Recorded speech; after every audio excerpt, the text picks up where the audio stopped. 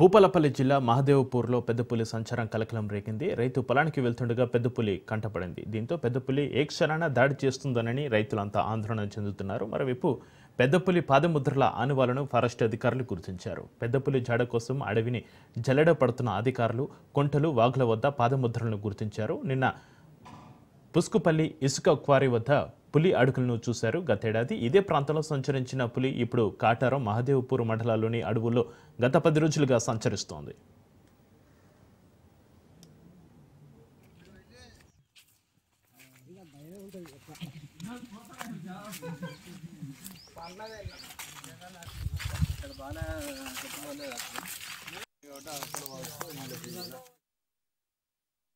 చేనుకు పోతానా, చేనుకు పోగా కాబట్టి చేను తోవలనే ఉన్నది పులి. ముంగట పోతాంది, నేను వెనక పోతానా, ఎడ్లు నడతలేవు.